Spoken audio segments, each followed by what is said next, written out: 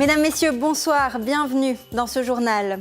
Vous vous réjouissez déjà de traverser les frontières en toute simplicité grâce au certificat Covid. Eh bien, ce n'est pas si simple. De nombreux pays européens demandent des documents en plus de ce certificat. Nous parlerons de ce fragile retour à la normalité avec Mathias Reynard, conseiller d'État valaisan en charge de la santé. Aux États-Unis, Miami est sous le choc au lendemain de l'effondrement d'une tour de 13 étages. Les secouristes s'activent toujours pour localiser les victimes dans les décombres. Ce soir, 160 personnes au moins sont toujours portées disparues. 260 millions de francs. Voilà ce qu'ont déjà coûté les violents orages qui balayent la Suisse depuis le week-end dernier. Un couloir dépressionnaire qui a également atteint la République tchèque. Phénomène rare, une violente tornade s'est abattue sur le pays, faisant des dizaines de blessés. Et puis, près d'un déplacement sur deux se fait en voiture en Suisse. Tout un paradoxe pour l'un des meilleurs réseaux de transport public au monde. Pour booster l'attractivité des transports en commun, certaines communes s'attaquent au porte-monnaie des automobilistes. Reportage à La Chaux-de-Fonds. Enfin, nous terminerons ce journal par une histoire on ne peut plus helvétique. Les vaches de la commune argovienne de Berikon sont désormais interdites de cloche dès 22h pour ne pas troubler le sommeil des riverains, une première en Suisse. Nous sommes à quelques jours de l'entrée en vigueur du certificat sanitaire européen, un certificat qui doit faciliter les voyages sur le vieux continent, mais ses pouvoirs restent limités. En plus de la vaccination, des tests sont exigés et d'autres documents sont souvent nécessaires pour passer les frontières. Les explications de Pascal Jeannera et Estelle Braconnier. D'accord, très bien, je m'en occupe. Merci. Agente de voyage, tout le monde le sera un peu cette année, sauf si on reste en Suisse. Si notre certificat Covid est intégré au Green Pass européen, chaque État membre décide toujours des conditions sanitaires d'entrée. Et ça bouge partout, sans cesse. Même les professionnels s'y heurtent. Il y a énormément d'informations sanitaires à trouver, qui changent tous les jours, qui ne sont pas claires souvent sur les sites, que ce soit même des gouvernements ou des compagnies aériennes. Sur la vaccination, sur le nombre de jours à l'avance où vous devez être vacciné, les règles changent pour chaque pays et ces règles changent chaque jour, voire ou chaque semaine. Exemple, l'Italie. Les personnes vaccinées doivent l'être depuis 14 jours. Les non-vaccinés doivent présenter dès 6 ans un test PCR ou antigénique de moins de 48 heures. Les personnes guéries doivent l'être depuis 6 mois maximum. Et il y a des conditions régionales aussi. Et puis, ce formulaire en ligne à ne pas oublier si on veut entrer pour plus de 48 heures. Pour la France, même règle envers les personnes vaccinées, mais le test pour les non-vaccinés n'est exigé que dès 11 ans et peut être fait 72 heures avant. Et la France surtout ne laissera pas entrer les personnes guéries sans une dose au moins de vaccin injectée 2 semaines avant minimum. Et aussi un formulaire sur l'honneur. Le certificat de rétablissement, il est valable partout ? Non, il n'est pas valable partout. Il y a des pays qui l'acceptent et il y a des pays comme la France qui ne l'acceptent pas. Face à ce dédale, on parle un peu d'harmonisation à Bruxelles, mais les différences demeureront sans doute tout l'été. Ça, ce sera la double récompense après 16 mois de pandémie et une ultime épreuve de paperasse numérique. Certains, désorientés, se seront tournés vers les agences de voyage qui se découvrent un nouveau métier. On vendait du rêve, on faisait rêver nos clients, on rêvait avec eux pour les accompagner. Aujourd'hui, c'est vrai qu'on fait un travail administratif. Administrativement, c'est certain, l'été sera chaud. Mathias Reynard, ministre de la Santé valaisan, bonsoir. Merci d'être avec nous. Bonsoir. Alors les Valaisans sont les premiers romans à partir en vacances depuis vendredi dernier déjà. On a vu dans le sujet que ce n'était pas une mince affaire. Est-ce que votre canton a pu tenir la cadence avec les certificats Covid et les tests PCR ? C'était compliqué parce qu'on était le premier canton ou un des premiers cantons à avoir les vacances scolaires. Beaucoup d'attentes évidemment de la population. On a eu des équipes qui ont vraiment tourné énormément, très rapidement pour avoir non seulement les certificats Covid le plus vite possible, on a pu en distribuer plusieurs dizaines de milliers en quelques jours, et puis évidemment aussi augmenter la capacité de tests. Donc pour répondre aux demandes des gens, on sent qu'il y a un besoin de la population de retrouver le maximum de liberté.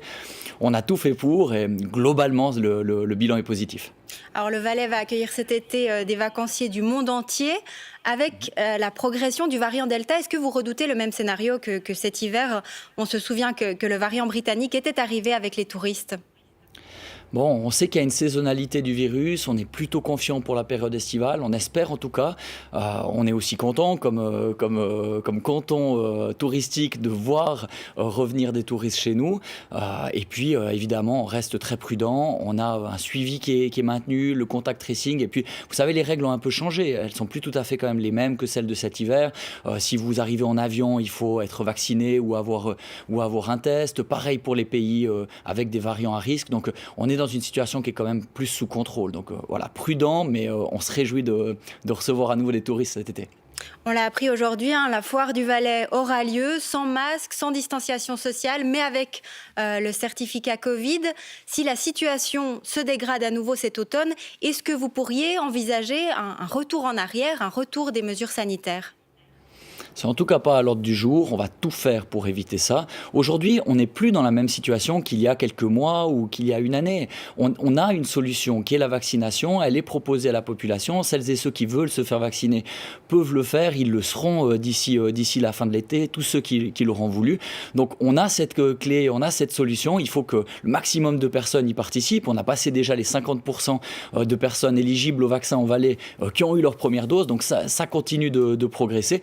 Et puis on espère qu'avec ça, avec tout de même les quelques mesures qui restent, eh bien, on pourra éviter toute nouvelle fermeture. C'est vraiment l'objectif en tout cas du Conseil d'État valaisan. Mathias Renard, merci beaucoup d'avoir été avec nous. Et vous en parliez justement pour la deuxième année consécutive. On remarque que le Covid-19 recule en Suisse avec l'été. Et c'est un consensus scientifique. On sait désormais que le virus se propage sur la planète selon les saisons. Une saisonnalité qui brouille l'efficacité des décisions politiques pour freiner sa course. Marc Renfer et Christophe Ungart. Le virus du Covid-19 n'aime pas les beaux jours. Cela devient de plus en plus clair. Quand l'été arrive, SARS-CoV-2 disparaît progressivement. Cette année, de nouveau au printemps, alors qu'il n'y avait pas eu vraiment de confinement et des mesures assez hétéroclites de pays à pays, en tout cas dans l'hémisphère nord, universellement, on a vu l'incidence du virus diminuer. Donc oui, le virus a une saisonnalité. En se plongeant dans les données, on remarque aussi que le nombre de décès a baissé dans l'hémisphère nord à partir de mai 2020. Presque symétriquement, ils ont augmenté dans l'hémisphère sud où c'était l'hiver. Effet miroir similaire depuis le printemps 2021, malgré l'arrivée des premiers vaccins. Comme pour d'autres virus, les causes exactes sont mystérieuses. On a observé depuis 100 ans la même saisonnalité pour la grippe. Et à l'heure actuelle encore, on se gratte la tête pour savoir à quoi elle est due sur le fond. Probablement multifactorielle, la température qui fait peut-être que le virus se répand moins bien quand il fait un peu plus chaud, quand il fait plus froid. Peut-être que le froid fait que nos cils respiratoires, notre système immunitaire ne marche pas aussi bien que quand il fait un peu meilleur. L'été et les beaux jours seraient peut-être même plus efficaces à faire disparaître le virus que certaines mesures sanitaires. Cette saisonnalité complique le travail de nos autorités. Le FSP espère toutefois que les vaccins vont éviter de revivre une nouvelle vague hivernale. Oui, si on n'avait pas du tout le vaccin, on penserait effectivement, on se rappellerait ce qu'on a vécu l'automne dernier, où on avait l'impression pendant l'été qu'on tenait le virus sous contrôle, et tout d'un coup, malgré nos efforts, l'augmentation a été très rapide des cas. Cet été signera-t-il donc la fin du Covid-19 en Suisse, ou vivra-t-on juste une pause ? Les experts sont partagés. Pour certains, il n'est pas impossible que SARS-CoV-2 s'installe durablement sur la planète, venant et repartant selon les saisons, un peu comme la grippe. Des professeurs licenciés et un directeur qui démissionne à Fribourg. L'école d'art appliqué est dans la tourmente depuis plusieurs mois après des témoignages sur le comportement présumé de certains professeurs envers des élèves. Les conclusions de l'enquête administrative sont tombées aujourd'hui. Anna Schlepfer et Melchior Robertson. 2 professeurs licenciés. Le gouvernement fribourgeois a décidé de faire le ménage au sein de l'école professionnelle d'art appliqué de Fribourg, l'ECON. Des enquêtes pénales visent 2 professeurs soupçonnés d'actes d'ordre sexuel avec des personnes dépendantes. Mais l'État a mené sa propre enquête administrative et a choisi d'aller de l'avant sans attendre le résultat de la procédure pénale. Contacté, le conseiller d'État Olivier Curti n'était pas disponible face caméra.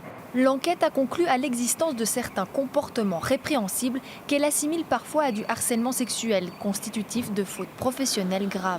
Blanchi par l'enquête administrative, le directeur de l'école a tout de même démissionné. Fortement ébranlé par cette affaire qui dure depuis plusieurs mois, les étudiants sont plutôt soulagés par cette décision. C'était justement un peu dur, mais parce que c'était des choses qu'on savait, mais des choses qui passaient un peu sous le radar. Et puis, je suis quand même soulagé de cette information-là, parce que c'est vrai que tout ce scandale, ça a créé une mauvaise ambiance dans l'école, mais il y a quand même des bonnes choses dans cette école, et puis ce serait bien qu'on puisse avancer. Je trouve qu'ils ont quand même bien agi rapidement. Je suis content que ça a bougé des choses. Moi, il y a ma sœur qui va rentrer bientôt dans cette école. Je me sens quand même plus en confiance de savoir que les choses qui puissent se passer ne se reproduiront plus. Près de 400 témoignages sur les réseaux sociaux avaient dénoncé le comportement de certains professeurs en début d'année sous le hashtag Balance ton prof. Plus d'une trentaine concernaient directement les icônes. L'État va lancer une opération de sensibilisation sur cette problématique. L'enquête pénale est quant à elle toujours en cours. Inondations, voitures emportées, chute de grêlons, coupure de courant. Les orages dévastateurs qui ont balayé une partie de la Suisse depuis le week-end dernier ont entraîné des dommages pour une somme d'au moins 260 millions de francs suisses. Des milliers de sinistres ont été signalés aux compagnies d'assurance. Regardez ces images de la gare d'Aarau complètement inondée. C'était hier soir.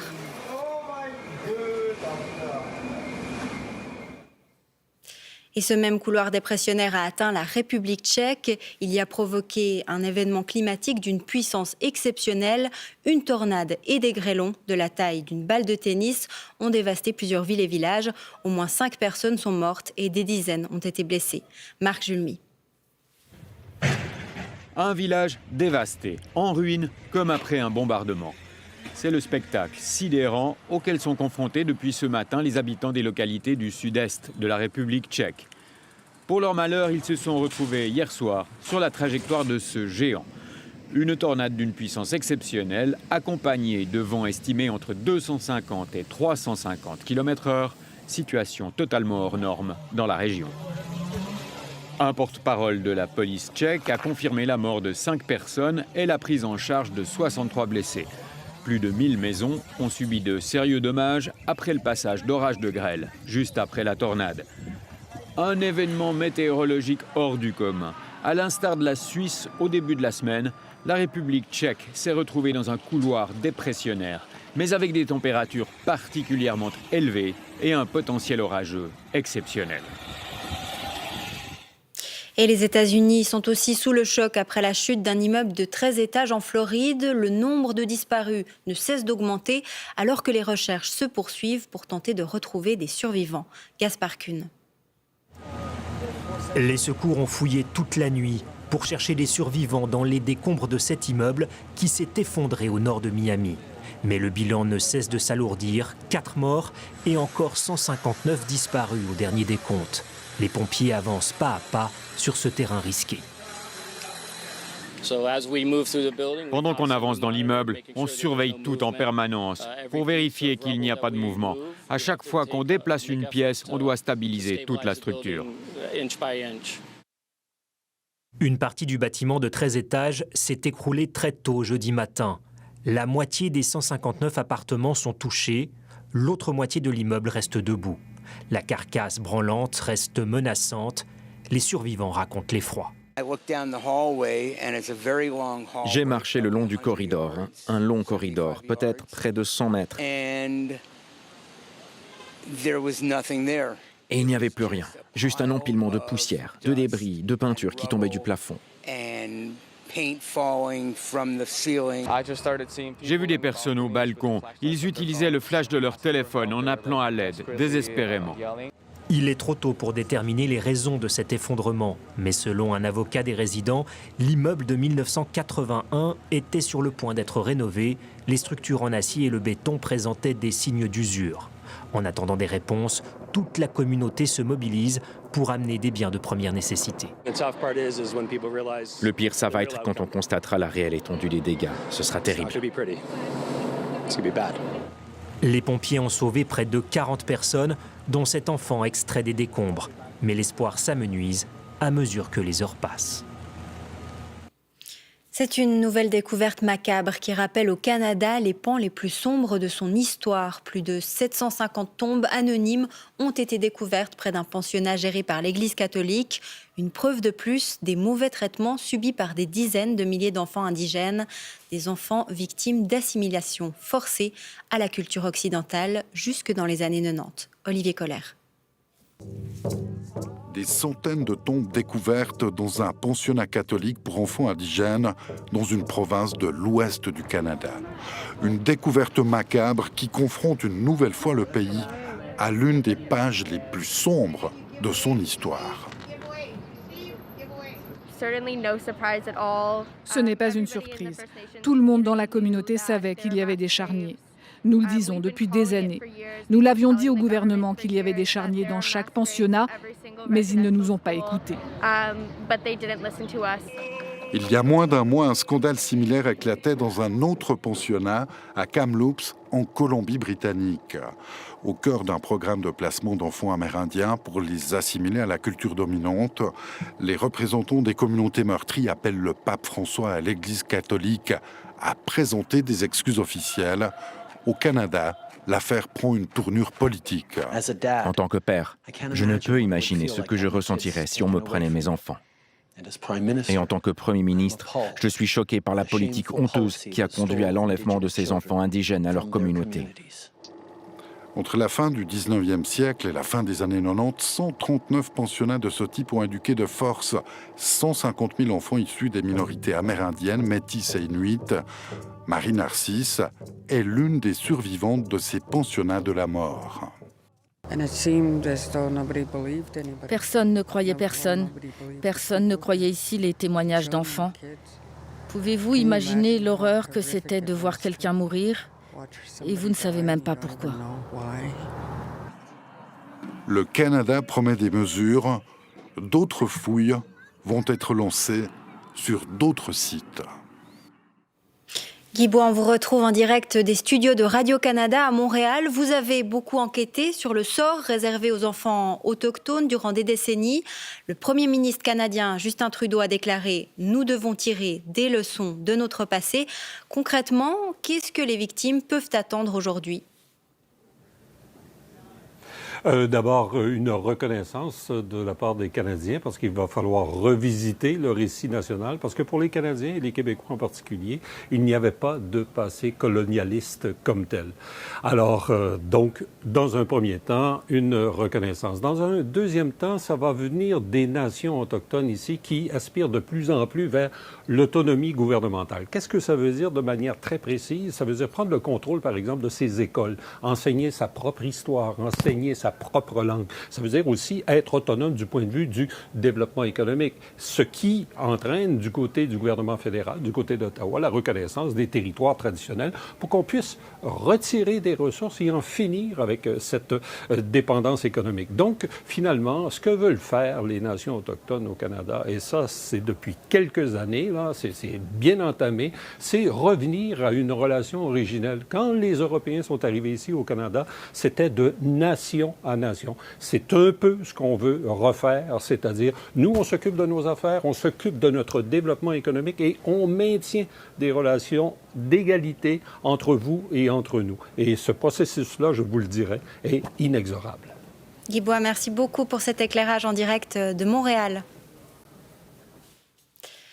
Et nous ouvrons maintenant le dernier volet de notre série sur les migrants. En début de semaine, nous vous parlions des raisons qui poussent les migrants à l'exil. Aujourd'hui, nous regagnons le Sénégal pour parler des difficultés du retour, des retours au pays subis ou choisis. Eliane Ruxtul et Tristan Dessert. Un carnet de commandes bien rempli, 2 salariés et une vie au soleil. Charles est un entrepreneur heureux. Ah, moi je vois que ça va, hein? Après 25 ans passés en Italie, il a décidé de revenir à Dakar et a profité de son expérience dans l'industrie mécanique pour monter cette entreprise de métallurgie. Mon origine, c'est le Sénégal, c'est l'Afrique. Alors, retourner dans mon pays et ma patrie aille dans l'avant, alors c'est une fierté. J'ai appris, des qualifications, j'en ai eu. Alors, il serait préférable de venir investir au Sénégal. Le peu que j'ai, je pourrais au moins fructifier mes finances, mes connaissances. Un retour au pays idéal, mais qui reste rare. Bien souvent, le retour est en fait synonyme d'échec. Comme pour Diallo, qui a tenté de gagner l'Europe en 2016. Resté bloqué 1 an en Libye, il est revenu au Sénégal. Donc au début, on le perçoit comme un échec, comme une déception. C'était très difficile, hein? Les gens commentaient. D'autres disaient seuls ceux qui sont paresseux sont revenus. Là, c'est leur appréciation. Mais moi, en personne, je savais pourquoi je suis revenu. Emprisonné en Libye, il a dû payer plus de 800 francs pour être libéré. C'est sa famille qui a emprunté la somme.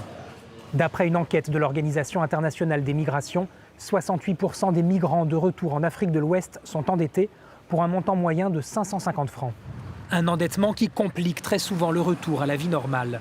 Une grande proportion en fait, de migrants de retour disent qu'ils souffrent d'isolement social, de stigmatisation, de honte, de peur de ne pas pouvoir rembourser.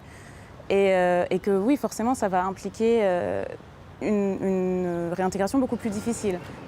Et puis, il y a tous ceux qui ne pourront jamais revenir. Le fils de Yayi Bayam Diouf a disparu en mer en 2006. Depuis, elle a fait de sa vie un combat. Moi, je me suis dit, en tant que femme, il faut qu'on ose parler à nos fils pour qu'ils puissent rester au pays, avoir confiance en eux, mais aussi avoir confiance à nos réalités économiques pour s'y insérer et vivre honnêtement et dignement. Madame Diouf ne se contente pas de paroles, elle a identifié un problème. Dans cette société patriarcale, les hommes ont la charge de faire vivre toute la famille, une pression sociale qui encourage l'émigration. Alors Yayi Bayam Diouf veut aider les femmes à s'émanciper financièrement.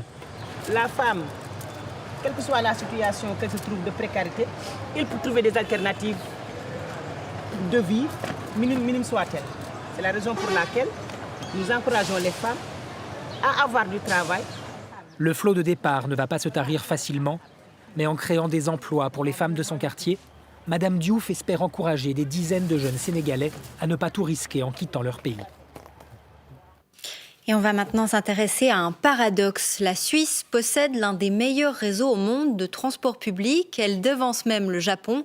Mais l'attractivité des transports en commun stagne depuis plus de 15 ans. Les investissements consentis pour l'améliorer n'ont pas vraiment porté leurs fruits.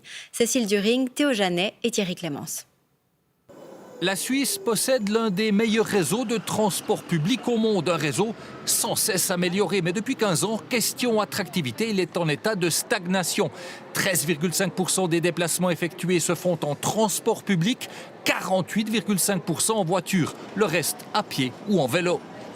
Elle n'est pas inquiétante, mais elle est dérangeante parce qu'aujourd'hui, on est vraiment dans des défis, que ce soit le climat ou d'autres choses, ou l'aménagement du territoire. On a besoin d'être beaucoup plus efficace, plus efficient, d'être meilleur. Alors comment booster ces transports? L'Union des transports publics a sa petite idée, 38 mesures préconisées comme augmenter l'offre existante, réaménager le territoire, jouer sur les coûts ou alors embêter les automobilistes. Option choisie à La Chaux-de-Fonds, la seule ville qui n'avait pas d'horodateur. Eh bien, c'est fini, la voiture n'est désormais plus reine. Privilège aux zones aménagées comme ici la place du marché.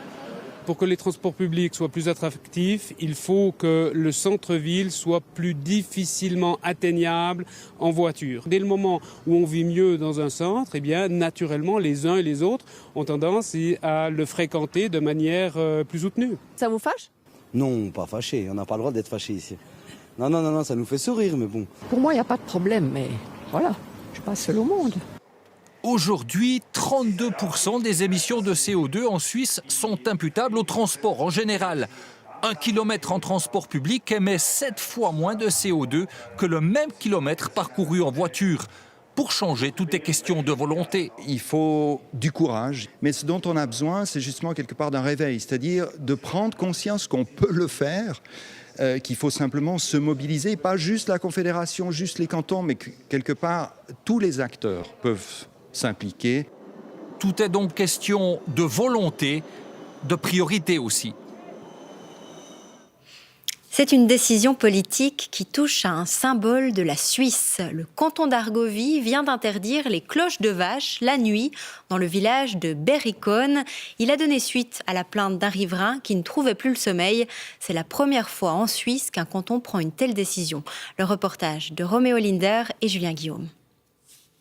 Depuis quelques jours, c'est un silence inhabituel qui règne sur le pâturage de Walter Brechbuhl. Sous le coup de ces vaches, plus une seule cloche. Sur ordre du canton d'Argovie, l'agriculteur a dû se résoudre à les retirer entre 22h et 7h du matin. L'interdiction ne concerne que cette parcelle. Pour moi, les vaches avec les cloches, c'est la patrie. Pour l'Argovien, le bonheur n'est vraiment plus dans le pré. Nous allons tellement loin en Suisse. On interdit toutes nos traditions. Et tout ce qui n'est pas important, on l'autorise. Tout est parti d'une plainte de ce riverain voisin du pâturage. Il n'en pouvait plus de ce bruit nocturne incessant. Le canton d'Argovie vient de lui donner raison, une première au niveau suisse. À notre avis, il n'y a pas d'intérêt public prépondérant et il n'est pas vraiment nécessaire que les animaux portent des cloches pour des raisons de sécurité. Aucun risque que les animaux s'échappent. Cet après-midi, le plaignant n'était pas à la maison pour répondre à nos questions, mais dans le village de Berikon, chacun a son avis sur cette interdiction. Je trouve bien cette interdiction, parce que ma fille ne pouvait pas bien dormir avec la fenêtre ouverte. On apprécie le bruit du ruisseau comme le bruit des cloches de vache là-bas, et ça me manque déjà beaucoup. Situé aux portes de la ville de Zurich, le village de Berikon s'est fortement urbanisé ces dernières années, comme dans de nombreux endroits en Suisse. La fêtière des paysans appelle au bon sens entre voisins. Quand on vient habiter à la campagne, il faut aussi prendre les inconvénients de la campagne, les odeurs, le trafic agricole, le bruit. Et puis les agriculteurs doivent aussi se rendre compte, avec l'urbanisation de notre société, il y a certaines choses à faire, il y a des arrangements à trouver. Et c'est dommage d'en arriver jusqu'ici.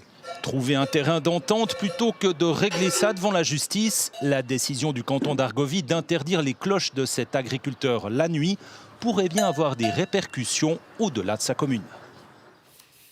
C'est un danger souvent minimisé par les randonneurs, mais potentiellement mortel. En montagne, les purges de rivières en aval des installations hydroélectriques peuvent soudainement faire grimper le niveau des cours d'eau. Aujourd'hui, par exemple, le débit de la Drance a été multiplié par 5 dans le Val-de-Bagne. Une opération à haut risque qu'ont suivi Romain Boisset et Erwan Jagu. Chamois et bouquetins sont aux premières loges. Face à eux, le barrage de Mauvoisin, vanne ouverte. Chaque seconde, 10 000 litres d'eau jaillissent et forment une cascade éphémère. Spectaculaire mais dangereux. Alors, plus bas dans la vallée, des patrouilles surveillent les rives de la Drance et mettent en garde. Bonjour messieurs. C'est important de ne pas s'approcher des rives. Le débit va encore augmenter. Le risque concret, ça peut être des enfants qui jouent dans le cours d'eau. On a un débit de 1 ou 2 mètres cubes. Et puis en l'espace de quelques minutes, on se retrouve avec un débit de 10 mètres cubes. Et puis là, les conséquences, elles peuvent être très importantes. Une telle purge n'a lieu qu'une fois tous les 2 ans. Son objectif, garantir la capacité d'écoulement de la rivière en évacuant les matériaux charriés par les orages et les avalanches. L'occasion également de décrasser les installations hydroélectriques. On peut avoir jusqu'à 3 à 4 mètres de hauteur de sédiments. Et puis, il ne faut pas laisser monter jusque-là pour que les installations puissent toujours fonctionner. Le nettoyage se fait par pression en vidant rapidement la prise d'eau. Dans le lit de la rivière, une vague déferle. Un danger pour les randonneurs, mais également pour les poissons. Alors tout au long du parcours, la densité de sédiments est régulièrement contrôlée. Ils ont besoin de l'air aussi pour vivre, les poissons. Donc s'il y a trop de sédiments, ils n'ont plus d'air. Et puis ils vont avoir des problèmes à survivre. Là, on a 1,5 à peine. Donc pour les poissons, c'est très bon. Aujourd'hui, les opérations étaient annoncées, mais à chaque instant, une purge automatique peut être déclenchée. En Valais, les lits des rivières constituent donc un danger permanent dans presque toutes les vallées latérales. Vous les avez peut-être remarqués lors de vos promenades en campagne. Depuis quelques semaines, des magnifiques parterres de fleurs sont apparus aux abords de certains champs. Une initiative de l'Union suisse des paysans pour offrir un abri aux abeilles et autres insectes. Sébastien Naudion et Joël Boissard. Une bande de terre fleurie qui vient séparer une jachère et une parcelle de tournesol. C'est joli, mais un peu incongru. Cet agriculteur a sacrifié quelques mètres carrés de culture au profit de quelques fleurs, juste avant la moisson, dans un but précis. On va enlever le garde-manger des insectes, des abeilles. Donc j'ai mis en place cette bande fleurie en fait, pour faire un refuge. Après le temps des moissons, voilà, pour le mois d'août, septembre, octobre, toute la fin de saison, pour vraiment qu'il y ait quelque chose à manger pour les insectes. Première année pour cette opération menée par l'Union suisse des paysans qui espère ainsi sensibiliser la population au rôle joué par les agriculteurs. Notre but, c'est de montrer à la population que les PRMI paysannes s'engagent pour la biodiversité, puis les bandes fleuries, qui ne sont pas une mesure nouvelle dans l'agriculture, sont une mesure qui est perceptible, parce que finalement, on la remarque bien au milieu des champs, cette espèce de bande de fleurs qu'on peut voir fleurir à partir de maintenant.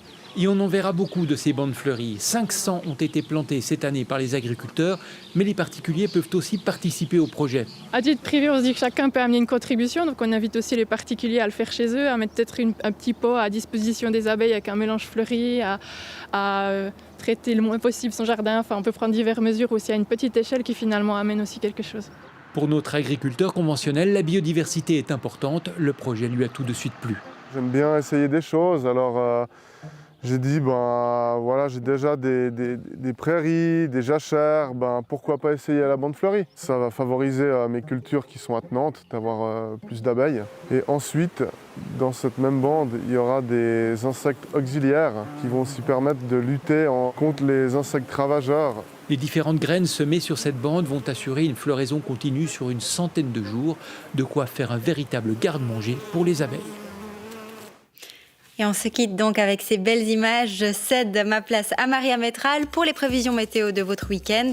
Et puis vous pourrez suivre les aventures de Suisses expatriés au Canada, en Uruguay ou au bord de la mer du Nord dans la 10e saison de Bye Bye la Suisse. Quant à moi, je vous donne rendez-vous demain. Très belle soirée à vous.